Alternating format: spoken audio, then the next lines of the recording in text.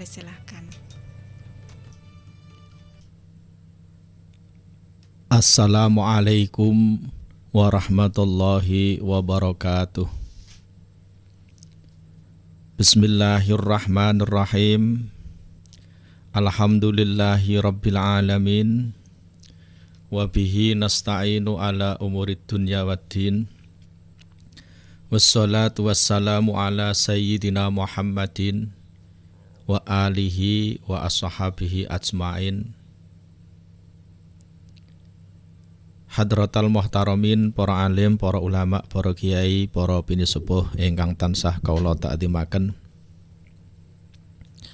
Kaum muslimin, muslimat, pendengar Radio Cendekia FM dimanapun berada, rahimakumullah. Alhamdulillah kita bisa bersua kembali di ruang khidmat NU yang secara rutin kita laksanakan setiap Selasa sore untuk mengkaji kitab Ghayah wa Takrib. Semoga pertemuan-pertemuan kita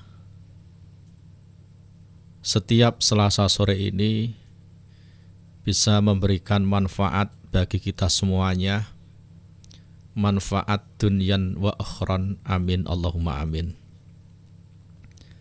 Sebelum kita mulai kajian kita pada sore hari ini, mari pertemuan kita buka dengan bacaan suratul Fatihah. Seraya bermohon kepada Allah, semoga Allah Subhanahu wa ta'ala memberikan pertemuan kita pada sore hari ini menjadi pertemuan yang penuh manfaat, pertemuan yang penuh barokah bagi kita semuanya, amin Allahumma amin. Ala hadiniyah al-Fatihah. A'udzu billahi minasyaitonir rajim. Bismillahirrahmanirrahim. Alhamdulillahi rabbil alamin. Arrahmanir rahim. Maliki yaumiddin. Iyyaka na'budu wa iyyaka nasta'in. Ihdinas siratal mustaqim. Siratal ladzina an'amta 'alaihim ghairil maghdubi 'alaihim waladdallin. Amin. Kaum muslimin, muslimat dimanapun berada, rahimakumullah. Pada kajian di Selasa yang lalu, alhamdulillah kita sudah merampungkan kajian kita tentang khulu, talak yang diucapkan oleh si suami tetapi atas inisiatif dari si istri membayarkan tebusan atau kompensasi kepada si suami. Pada sore hari ini kita akan membahas materi tentang talak.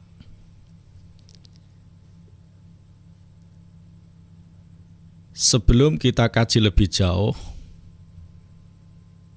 perlu saya sampaikan bahwa pengertian talak atau tolak dalam bahasa Arab dari segi bahasa,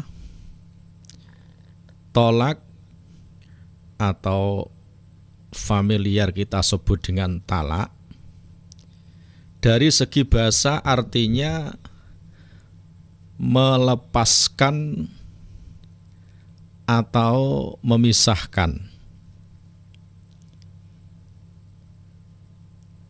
Oleh karena itu kemudian ada suatu kalimat dalam bahasa Arab, ada kalimat nakotun tolikun, artinya onta yang dilepas atau tidak diikat.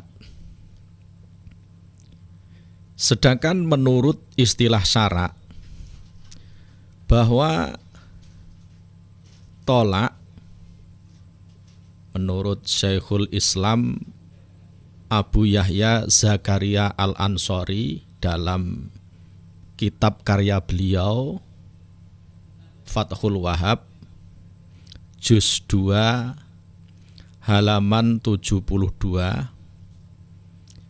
bahwa tolak didefinisikan sebagai halu akdin nikahi bilafdit tolaki wa nahwihi, bahwa tolak adalah melepaskan tali akad pernikahan atau perkawinan dengan menggunakan kalimat tolak dan semacamnya. Lah, yang dimaksud dengan melepaskan tali pernikahan di sini adalah memutuskan ikatan pernikahan, memutuskan akad pernikahan antara suami dan istri, sehingga status dari suami istri, status sebagai suami dan istri, statusnya sudah hilang, sudah tidak suami istri lagi.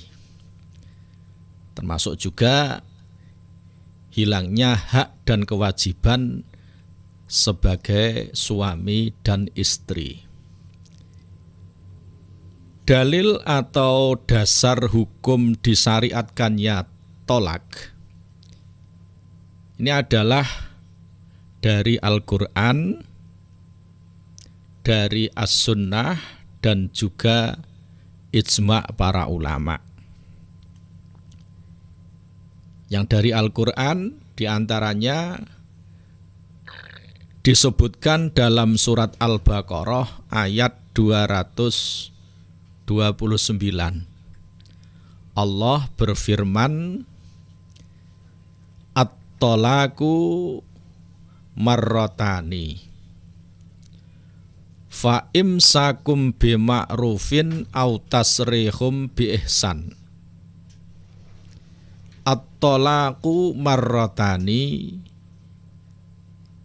talak yang dapat dirujuk adalah 2 kali. Fa imsakum bima'rufin, setelah itu boleh rujuk kembali dengan cara yang ma'ruf. Au tasrihum bi ihsan, atau menceraikan dengan cara yang baik. Juga disebutkan dalam surat At-Tolak ayat 1, Allah berfirman, ya ayyuhan nabiyyu idza talaqtumun nisaa fatallikuhunna la'iddatihinna. Ya ayuhan nabiyyu, hai nabi, idza talaqtumun nisaa, apabila kamu menceraikan istri-istri kamu, fatallikuhunna li'iddatihinna, maka hendaklah kamu ceraikan mereka pada waktu mereka dapat menghadapi iddahnya secara normal. Dalil atau dasar hukum disyariatkannya tolak yang berasal dari as-sunnah, dari hadis. Di antaranya adalah sebuah hadis yang diriwayatkan oleh Imam Abu Daud dengan sanad yang sahih. Termasuk Imam Hakim ini juga mensahihkan hadis ini. Rasulullah Shallallahu Alaihi Wasallam bersabda, laisa syai'un minal halali abghadu ilallahi ta'ala minat tolaki. Laisa syai'un minal halali, bahwa tidak ada perbuatan yang halal, abghadu ilallahi ta'ala, yang lebih dimurkai oleh Allah subhanahu wa ta'ala, minat tolaki, selain tolak. Demikian juga para ulama sepakat mengenai diperbolehkannya tolak ini. Jadi tidak ada ulama yang berpendapat bahwa tolak ini hal yang tidak diperbolehkan, tidak ada. Semuanya sudah sepakat, sudah ijma mengenai diperbolehkannya tolak ini. Pendengar kaum muslimin rahimakumullah, sekarang hukum dari tolak, bahwa hukum dari tolak itu berkembang sesuai dengan hal-hal yang melatar belakangi terjadinya tolak itu sendiri. Dengan demikian, tolak itu ada 5 tingkatan hukumnya. Yaitu yang pertama, ada yang wajib, ada yang makruh, kemudian ada yang sunnah, kemudian ada yang mubah, dan ada yang haram. Mari kita bahas satu persatu. Kapankah tolak itu hukumnya wajib? Kapankah tolak itu hukumnya makruh? Dan kapankah tolak itu mubah atau boleh? Dan kapankah tolak itu sunnah? Serta kapankah tolak itu hukumnya haram? Yang pertama, tolak hukumnya wajib, yaitu apabila antara suami dan istri terjadi hal-hal yang sudah sulit untuk dipersatukan lagi. Sudah diadakan mediasi antara kedua belah pihak, sudah rembukan, sudah ada upaya untuk mendamaikan dari kedua belah pihak, baik pihak suami maupun pihak istri, tetapi sangat sulit untuk didamaikan. Sudah sangat sulit untuk didamaikan. Ini yang pertama. Dalam keadaan seperti itu, maka tolak hukumnya wajib. Atau suami melakukan ilak. Insya Allah nanti akan kita bahas secara detail apa itu ilak. Ilak itu suami bersumpah bahwa dia tidak akan mengumpuli istrinya, tidak akan menggauli istrinya. Ini yang namanya ilak. Dalam keadaan seperti itu, maka tolak hukumnya adalah wajib. Atau atas gugatan si istri. Istri sudah merasa terzalimi. Hidupnya sudah dalam keadaan bahaya karena perbuatan si suami. Kemudian si istri mengajukan gugatan atau meminta untuk diceraikan. Maka dalam keadaan seperti ini, tolak juga hukumnya wajib. Yang kedua, tolak hukumnya makruh, yaitu tolak yang dijatuhkan yang antara suami dan istri tidak ada masalah apa-apa. Tidak ada kebutuhan yang memaksa. Keadaannya normal-normal saja, baik-baik saja, harmonis-harmonis saja. Ini makruh hukumnya. Yang ketiga, boleh atau mubah, yaitu ketika si suami merasa perlu menjatuhkan tolak yang disebabkan buruknya perangai si istri. Si istri mempunyai akhlak atau perangai yang buruk, yang suka meremehkan syariat atau agama misalnya. Maka dalam keadaan seperti itu tolak hukumnya mubah atau boleh. Tolak juga hukumnya bisa sunnah. Kapan itu? Yaitu apabila si istri dia mempunyai tabiat atau membiasakan berbuat maksiat atau berbuat dosa besar. Sunnah hukumnya. Ada juga tolak itu yang haram, yang tidak boleh dijatuhkan oleh seorang suami terhadap istrinya. Kapan itu? Yaitu menalak si istri sedangkan si istri dalam keadaan haid atau nifas. Dalam masa haid atau nifas. Ini haram hukumnya. Pendengar kaum muslimin rahimakumullah. Namun perlu diingat bahwa walaupun talak ini hukum asalnya adalah diperbolehkan, tetapi talak ini adalah perkara yang diperbolehkan, perkara yang halal, tapi yang paling dibenci oleh Allah Subhanahu wa ta'ala. Ini berdasarkan firman Allah, abghadul halal ilallahi at-talaku. Perkara halal yang paling dibenci oleh Allah adalah tolak atau cerai. Hadis riwayat Imam Abu Dawud.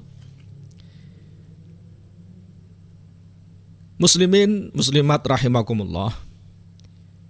Sekarang rukun dan syarat dari tolak.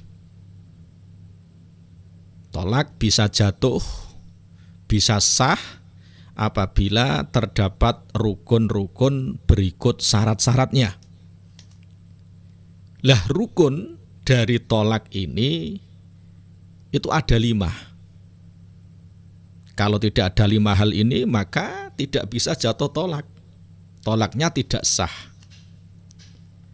5 itu yang pertama, orang yang menalak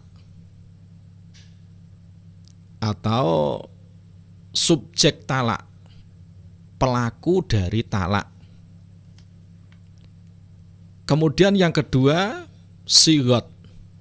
Sigot itu adalah kata-kata atau kalimat-kalimat yang digunakan untuk menalak. Kemudian yang ketiga, orang yang ditalak atau objek talak. Kemudian yang keempat, perwalian, dan yang kelima, al-qasdu atau kesengajaan. Mari kita bahas syarat satu persatu dari 5 rukun tolak tadi. Rukun tolak yang pertama adalah orang yang menalak atau subjek talak. Orang yang menalak ini ada beberapa syaratnya. Kalau syarat ini tidak terpenuhi maka talaknya tidak sah. Talaknya tidak jatuh. Yang pertama, orang yang menalak atau pelaku dari talak itu harus suami dari perempuan yang ditalak. Kalau orang lain tidak suaminya maka tidak sah talaknya. Harus suami dari perempuan yang ditalak. Yang kedua, berakal. Kemudian yang ketiga, seorang yang menalak itu haruslah seorang yang baligh. Kemudian yang keempat, talak yang dilakukan oleh orang yang mengucapkan talak itu harus atas kehendak sendiri. Tidak ada paksaan atau mukhtar. Jadi pendengar, ada empat orang, di mana 4 orang tersebut talaknya tidak sah. Walaupun mengucapkan talak, tapi talaknya tidak mempunyai konsekuensi hukum. Artinya tidak jatuh talak. 4 orang tersebut yang pertama adalah anak kecil yang belum baligh. Anak kecil yang belum baligh mengucapkan kata-kata talak walaupun sampai puluhan kali misalnya, ini tidak sah talaknya. Yang kedua, orang gila. Seorang suami sedang mengalami gangguan jiwa, mengucapkan talak, menceraikan istrinya, maka talak tersebut dianggap tidak ada, tidak jatuh talak. Kemudian yang ketiga, yang talaknya tidak sah yaitu bukan suami dari perempuan yang diceraikan atau yang ditalak. Kemudian yang keempat, orang yang mengucapkan talak karena ada paksaan dari pihak lain, ini juga tidak sah talaknya. Termasuk tidak sah talak yang diucapkan oleh orang yang sedang tidur. Pas tidur, ngelindur, mengigau, menceraikan istrinya. Kamu saya ceraikan, kamu saya pegat. Tapi mengucapkan seperti itu ketika tidur, ketika tidak sadar. Ini tidak sah talaknya. Tidak jatuh talak. Termasuk tidak sah lagi talak yang diucapkan oleh orang yang mabuk. Orang yang mendem, yang mabuk. Ini tidak sah talaknya, tapi mabuk yang mabuknya tidak disengaja. Tidak disengaja. Misalnya pas nyempret tandur misalnya, kemudian mabuk, mendem, di luar kesadarannya kemudian mengucapkan kata-kata talak terhadap istrinya. Nah, ini ucapan talaknya tersebut dianggap tidak ada, tidak mempunyai konsekuensi hukum.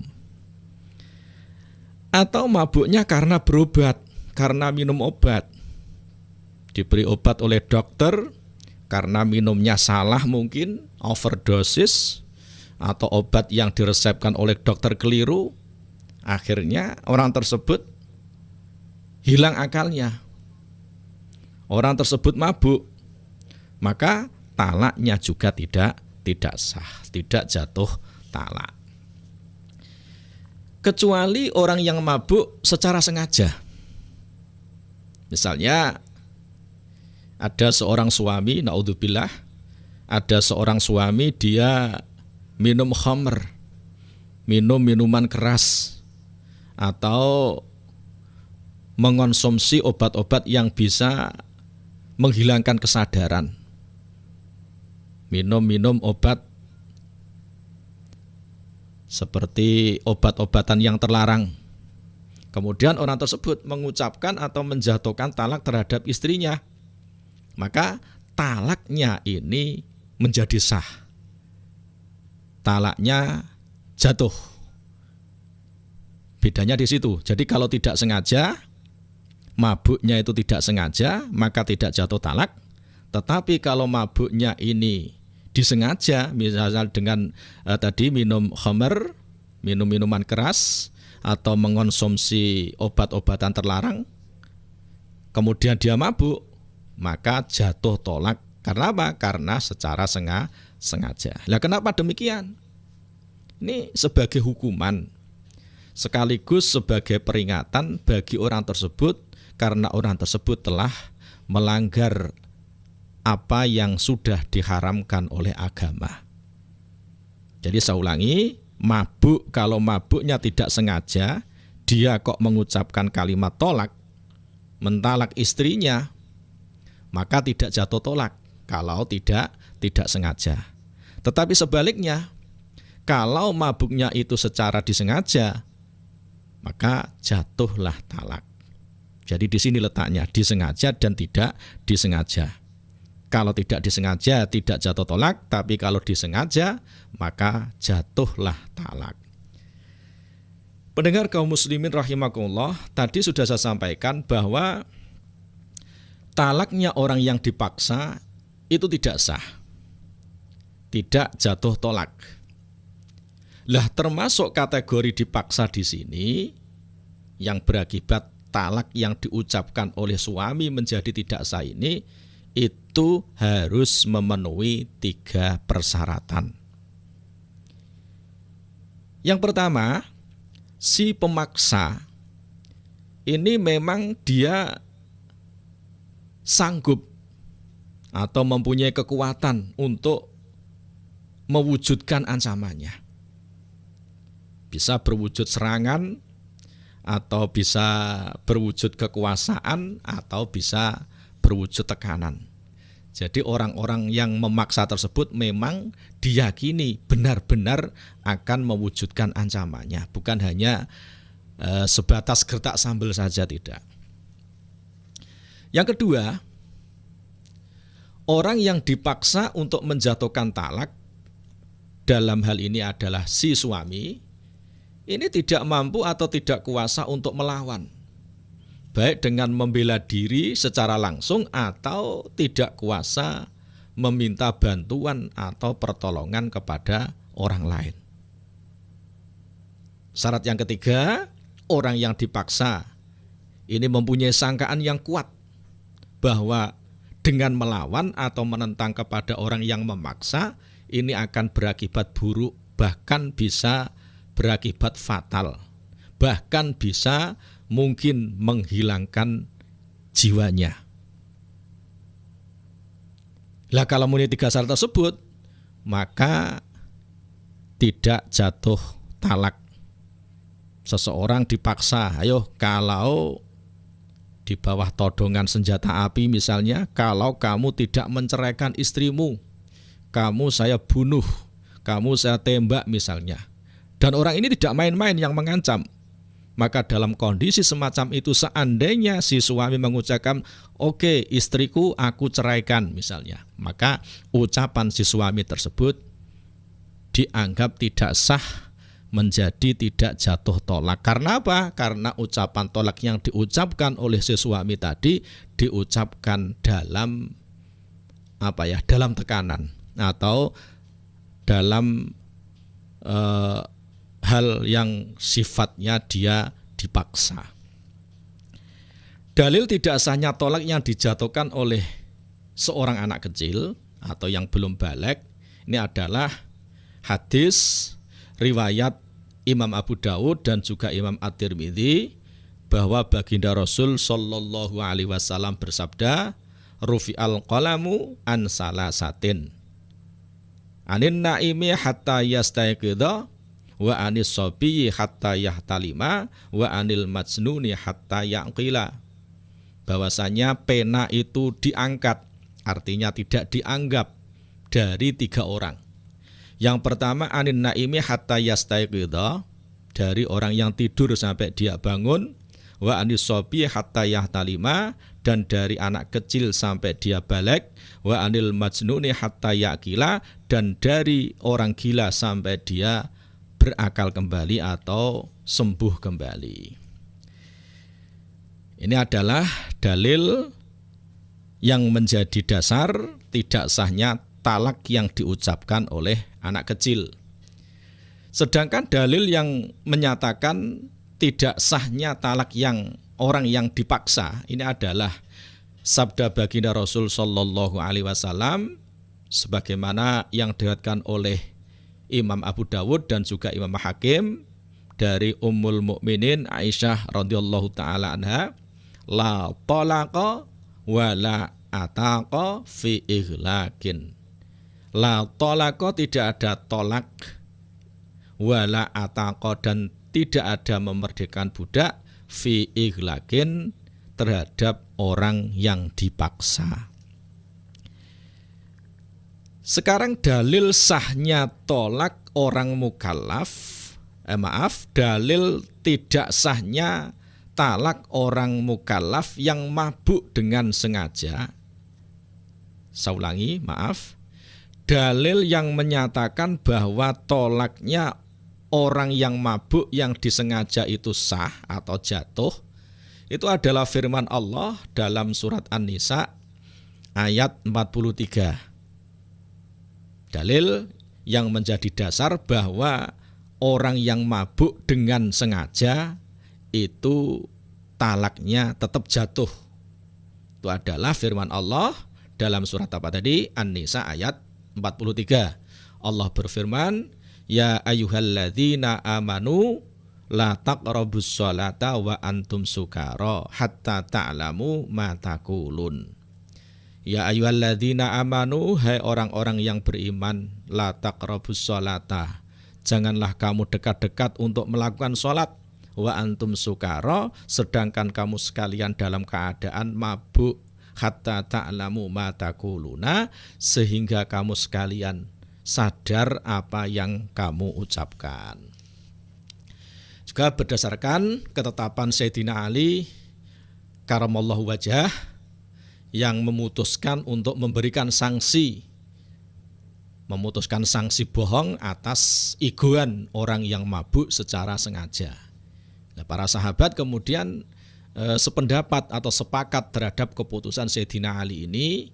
Nah, ini mengindikasikan bahwa perkataan orang yang mabuk yang disengaja, jadi mabuknya itu disengaja, itu mempunyai konsekuensi hukum seperti halnya orang yang sadar. Berbeda kalau mabuknya tidak disengaja.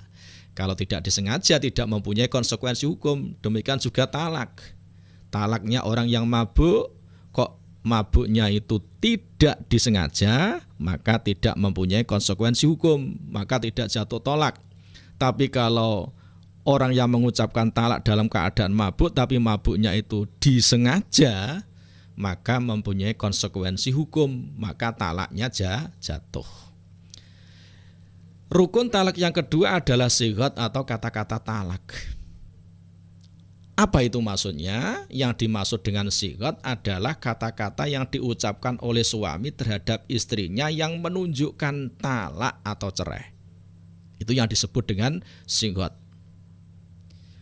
Lah, berkenaan dengan sighat talak ini, Syekh Abu Suja rahimahullah, beliau membagi talak menjadi dua bagian, yaitu talak yang menggunakan sighat atau kata-kata atau kalimat yang sharih, yang menggunakan kalimat yang jelas, dan sighat talak yang berupa kinayah atau kiasan atau sindiran. Dalam hal ini Syekh Abu Suja rahimahullah beliau berkata, faslun wat tolaku dorbani, bahwasanya tolak itu dapat dibedakan menjadi dua macam. Yang pertama sharihun, tolak menggunakan sighat atau kata-kata yang sharih, yang jelas. Wa kinayatun, dan tolak yang menggunakan kata-kata kinayah. Terhadap sighat tolak yang jelas atau yang sharih, maka akan jatuh tolak meskipun tanpa diniatkan untuk menalaknya. Saya ulangi, seorang yang menalak istrinya dengan menggunakan kalimat yang jelas, memang tidak ada konotasi yang lain, maknanya itu benar-benar tolak, maka akan jatuh tolak walaupun tidak diniatkan. Aku tidak mempunyai niat untuk menolak istriku kok, tapi ucapannya diucapkan kalau menggunakan kata yang sharih, tetap jatuh talak. Bahkan dalam keadaan marah, ini jatuh tolak. Atau dalam keadaan bergurau, guyonan, ini juga tetap jatuh tolak. Jadi saya ulangi, sighat tolak yang sharih atau yang jelas ini tidak dapat dijadikan sebagai kalimat guyonan atau guruan. Walaupun guruan atau guyonan kalau menggunakan kata yang sharih, aku ceraikan kamu misalnya, hanya guyon, tetap jatuh tolak, karena kata-kata cerai itu termasuk sighot tolak yang sharih.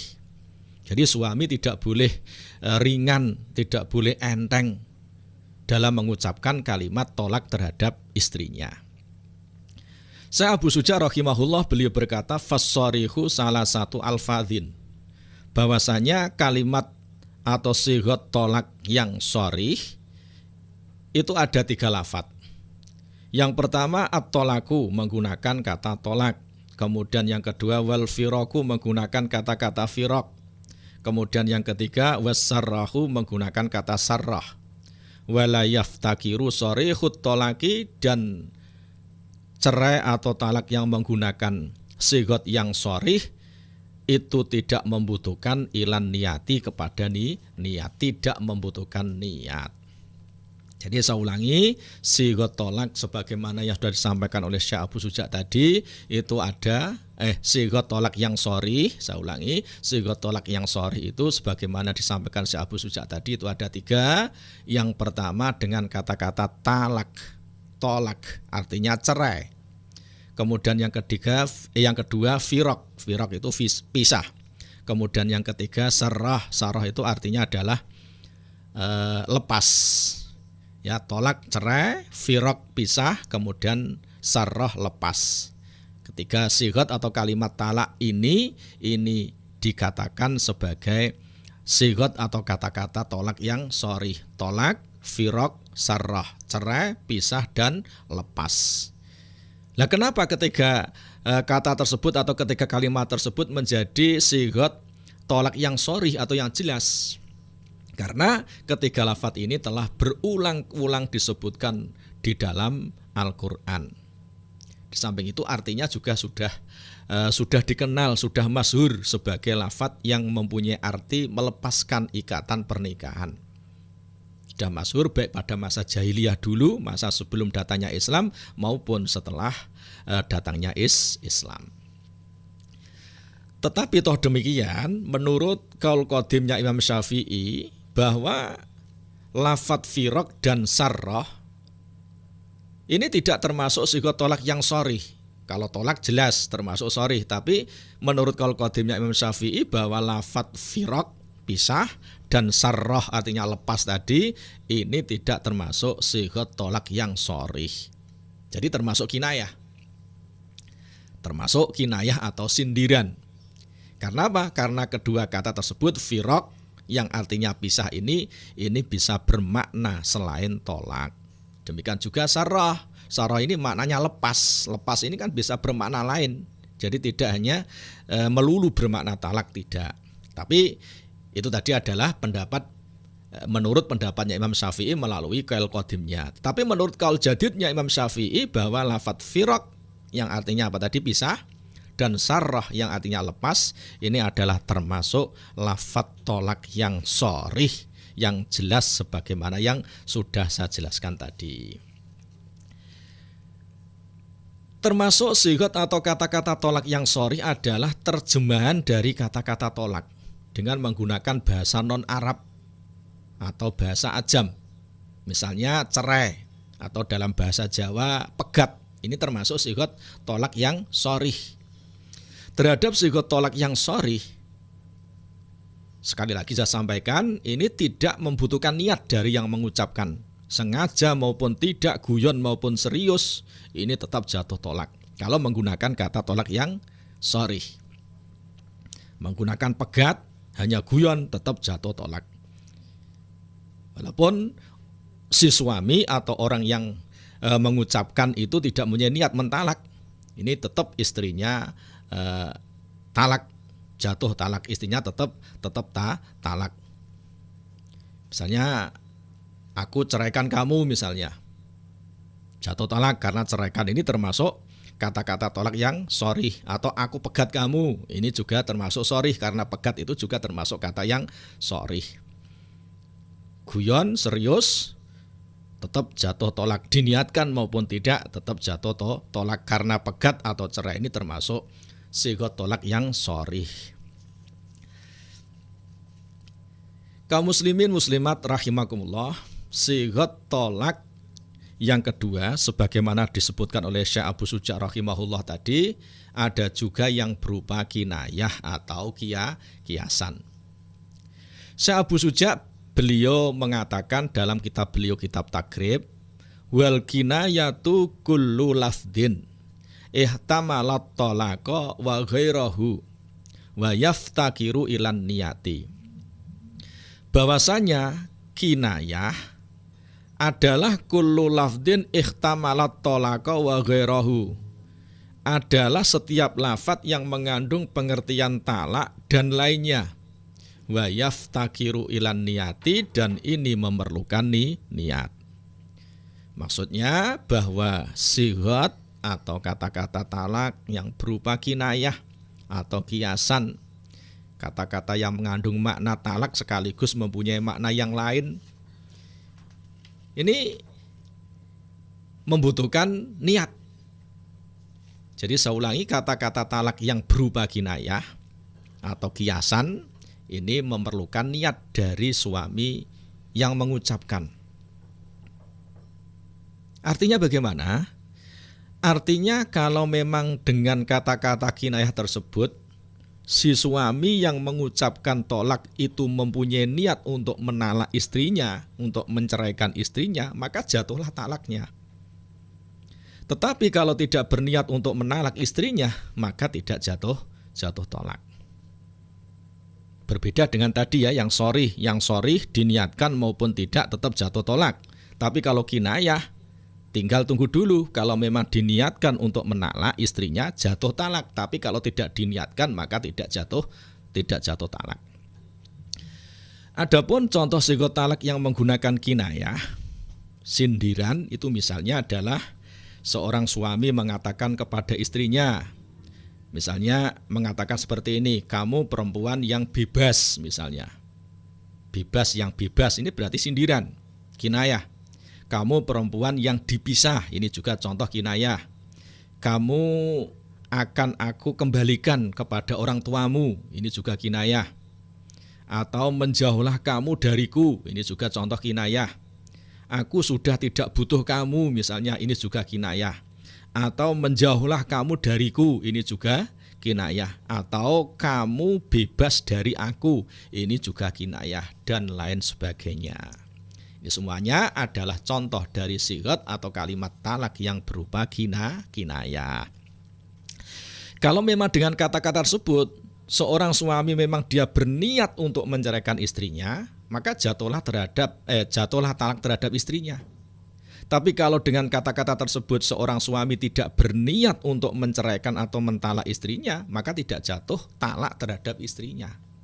Jadi tinggal niatnya. Niatnya bagaimana? Terhadap sighat talak yang kinayah ini. Kalau memang dia berniat untuk menceraikan istrinya, maka jatuhlah talak. Istrinya menjadi istri yang tertalak. Tapi kalau tidak niat, ada seorang suami mengatakan, oke lah, kamu bebas dari aku, mengucapkan seperti itu misalnya. Tapi dengan ucapan itu si suami tidak mempunyai niat untuk menceraikan istrinya. Maksudnya kamu bebas dari aku itu maksudnya adalah kamu apa-apa terserah kamu misalnya. Maka tidak jatuh tolak karena tidak mempunyai niat untuk menceraikan. Tapi kalau dengan kalimat itu, dengan kalimat kamu bebas dari aku itu, si suami mempunyai niat untuk menceraikan istrinya, maka jatuhlah talaknya. Kaum muslimin muslimat rahimakumullah, sekarang perlu saya sampaikan beberapa hukum yang berkenaan dengan sighat talak ini. Yang pertama, talak dengan menggunakan isyarat. Bagaimana toh hukumnya seorang suami yang bisu atau tidak bisu seandainya menalak istrinya hanya dengan menggunakan isyarat, tidak menggunakan kata-kata, jatuh apa tidak talaknya? Ini perlu saya sampaikan bahwa talak dengan menggunakan isyarat yang diucapkan oleh seorang suami yang normal, yang tidak bisu, maka tidak membawa konsekuensi hukum apapun. Artinya tidak jatuh tolak. Karena apa? Karena bagi seorang yang normal, yang bisa berbicara, tidak bisu, dalam melakukan tolak atau dalam melakukan nazar atau dalam melakukan sumpah ini harus diucapkan. Jadi tidak sah kalau menggunakan isyarat. Kalau bisa berbicara, tidak bisu, kok dia menggunakan isyarat, maka isyaratnya itu tidak dianggap menurut syara. Misalnya begini, ada seorang istri, dia berkata kepada suaminya, "Mas, ceraikan aku atau talak aku." Kemudian si suami tidak berkata apa-apa, dia hanya mengangguk saja misalnya. Maka mengangguknya suami ini tidak menyebabkan jatuhnya talak. Karena suaminya itu memang dia bisa berbicara. Bisa ngomong, bisa mengucapkan ya itu juga bisa. Tapi dia hanya, "Mas, aku ceraikan ya." Kemudian suaminya hanya mengangguk. Maka anggukan suaminya ini tidak mempunyai konsekuensi hukum, berarti tidak menyebabkan jatuhnya talak. Adapun bagi orang yang bisu ya, kalau tadi bisa berbicara kok menalak istrinya dengan menggunakan isyarat, maka tidak mempunyai konsekuensi hukum, talaknya tidak jatuh. Lah sekarang kalau orangnya memang bisu, tidak bisa berkata-kata, dia menalak istrinya dengan menggunakan isyarat, maka hukumnya adalah sah. Hukumnya adalah sah, bisa jatuh talak. Karena apa? Karena orang yang tidak bisa berbicara, bisu, itu seluruh akadnya atau seluruh transaksinya, baik jual belinya, transaksi yang lain, termasuk talak ini, termasuk transaksi termasuk dalam hal pernikahan dan lain sebagainya, dalam hal pengakuan dan lain sebagainya, ini sah dengan menggunakan isyarat. Paham ya? Jadi orang bisu itu seluruh transaksinya, baik jual beli, pernikahan, dakwaan, pengakuan, transaksi-transaksi yang lain termasuk talak ini kalau orang bisu maka sah kalau menggunakan isyarat. Tapi dengan catatan, apabila suami yang bisu tadi ini menalak istrinya dengan isyarat dan isyaratnya itu dianggap sharih, sama dengan ucapan tadi. Jadi isyarat dari si suami yang menalak istrinya, suami yang bisu itu dianggap sharih, maka jatuhlah talak, tidak membutuhkan niat. Walaupun tidak diniatkan untuk menalak tetap jatuh tolak. Lah isyarat kok sharih itu bagaimana toh gambarannya? Gambarannya begini, misalkan ada seorang istri berkata kepada suaminya yang bisu, "Mas," bisu ya ini ya. Kalau tadi kan tidak bisu, ini bisu. Seorang istri berkata kepada suaminya yang bisu, tidak bisa berbicara, "Mas, talaklah aku," atau si istri menggunakan isyarat misalnya yang isinya, "Mas, talaklah aku," atau ceraikan aku. Kemudian si suami yang bisu tadi dia mengangguk, maka jatuhlah talak. Karena apa? Karena mengangguk itu adalah isyarat yang sharih, yang semuanya orang sudah tahu bahwa mengangguk itu sebagai pernyataan persetujuan atau mengiyakan. Kan umumnya yang namanya mengangguk itu berarti kan menunjukkan kesetujuan atau mengiyakan. Maka dengan mengangguk itu dikatakan sharih. Maka dengan mengangguknya si suami yang bisu itu dianggap si suami tersebut menalak istrinya dengan talak yang sharih. Walaupun tidak diniatkan maka jatuh talak. Sebaliknya kalau isyarat tersebut berupa isyarat yang kinayah, yang tidak secara langsung, maka dibutuhkan niat dari suami yang bisu tadi. Nah ini maksudnya bagaimana? Maksudnya, saya ulangi ya, kalau ada orang yang bisu, kemudian dia menalak istrinya dengan menggunakan talak yang kinayah, dengan menggunakan isyarat yang merupakan kinayah. Kalau dengan menggunakan isyarat yang berupa kinayah, maka dibutuhkan niat dari si suami yang bisu tadi, apakah dia memang berniat menceraikan istrinya apa tidak. Kalau dia memang berniat untuk menceraikan istrinya, maka jatuhlah talak terhadap istrinya. Lah isyarat yang berupa kinayah ini yang bagaimana toh? Isyarat yang berupa kinayah ini gambarannya bagaimana?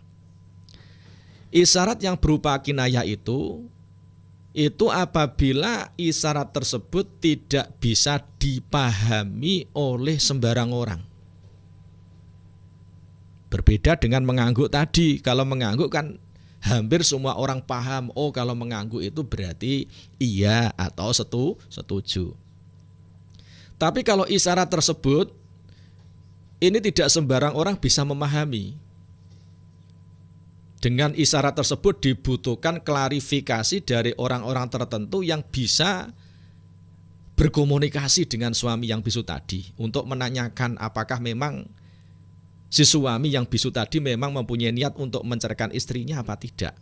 Masih membutuhkan klarifikasi, masih membutuhkan penjelasan.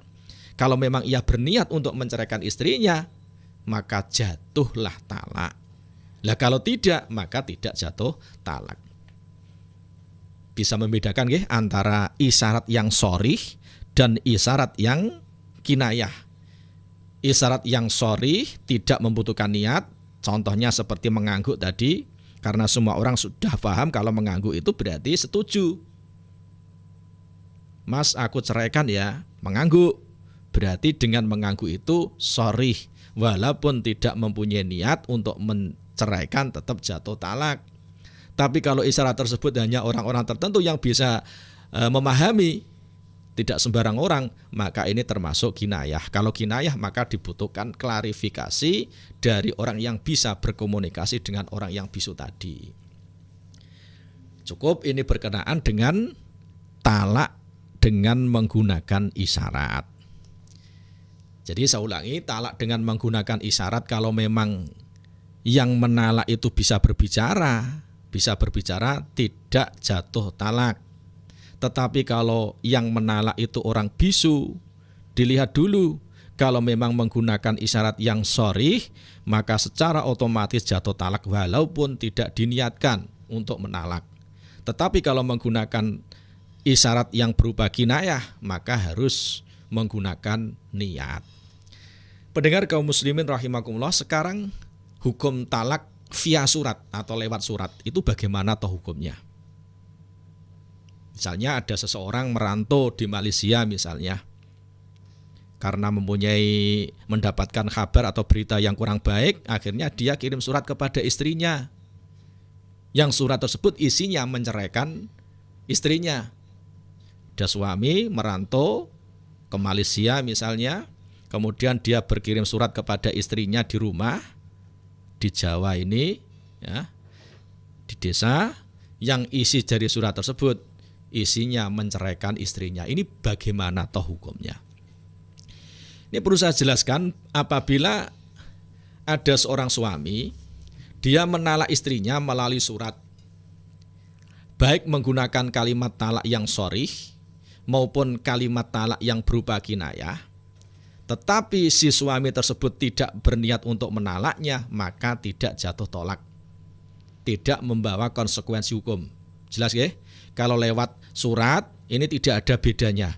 Baik itu menggunakan kata-kata yang sharih jelas atau yang berupa kinayah atau sindiran, ini tidak mempunyai konsekuensi hukum apa-apa. Kecuali kalau memang dia berniat untuk menalaknya. Paham ya? Ada seorang suami merantau di Malaysia, kirim surat kepada istrinya yang isinya surat tersebut itu adalah menceraikan istrinya.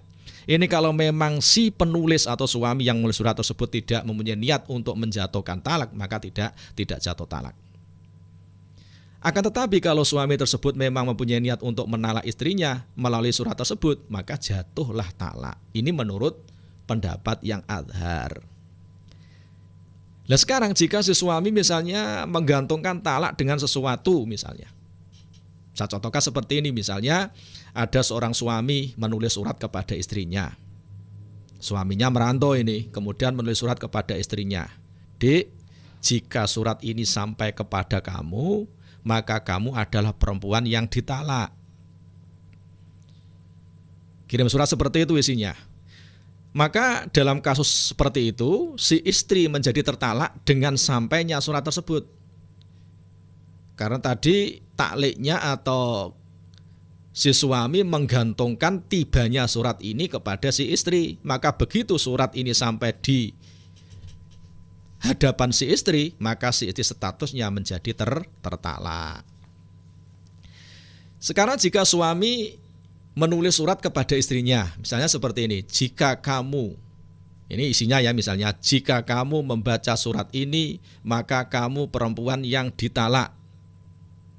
Apabila si istri bisa membaca surat tersebut, maka si istri tersebut tertalak statusnya.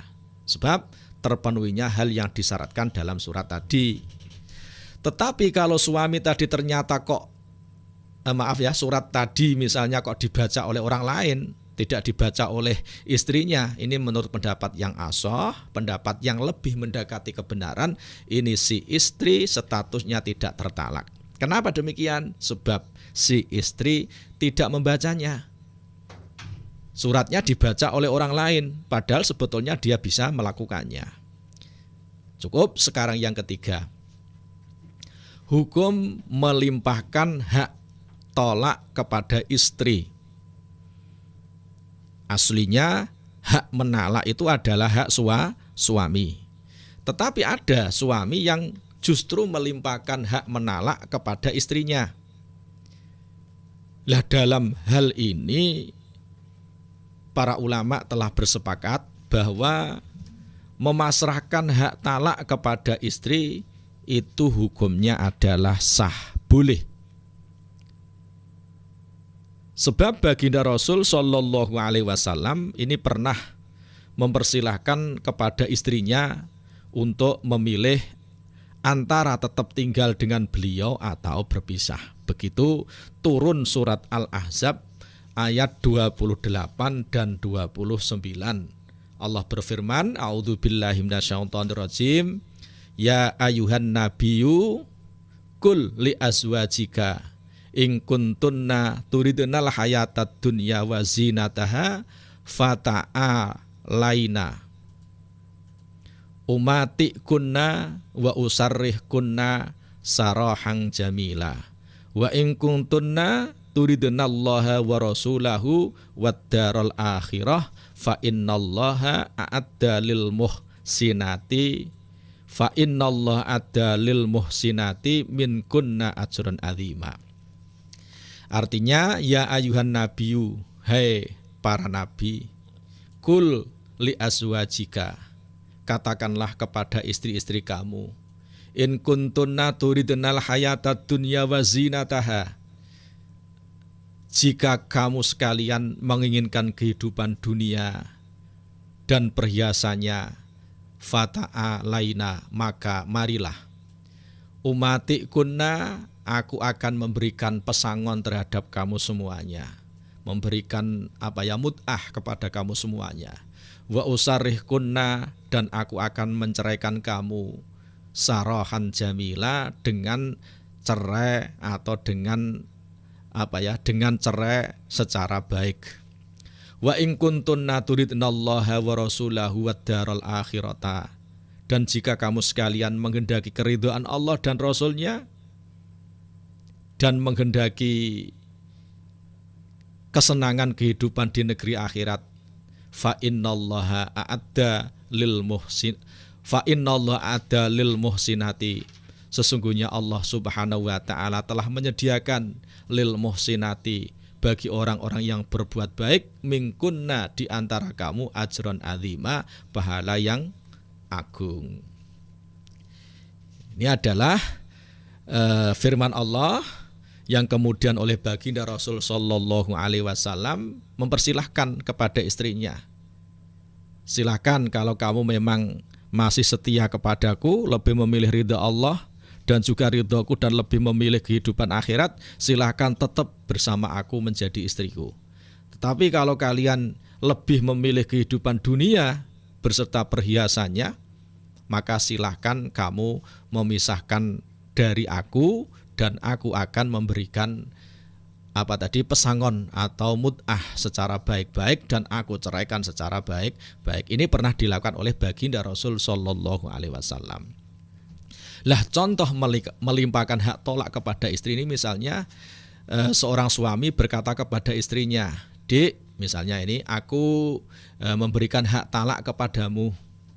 Atau misalnya, "Oke Dek, kamu silahkan pilih kamu aku ceraikan atau kamu tetap menjadi istriku, silahkan pilih," misalnya. Ini adalah contoh melimpahkan hak talak kepada istri. Lah ini jatuh menjadi talak, syaratnya apabila pemasrahan talak ini si istri harus langsung menalak suaminya seketika itu juga. Jadi begitu dia menerima penawaran pemasrahan dari si suaminya, maka langsung si istri mengucapkan, "Ya Mas," misalnya, kamu ceraikan misalnya. Langsung. Karena apa? Karena penolakan talak dari si istri di sini ini merupakan jawaban atas pemberian hak talak dari si suami. Suami mengatakan, "Dek, kamu milih ya, kamu aku ceraikan atau kamu tetap menjadi istriku." Langsung si istri harus menjawab, "Mas, aku memilih kamu ceraikan saja," misalkan. Harus langsung.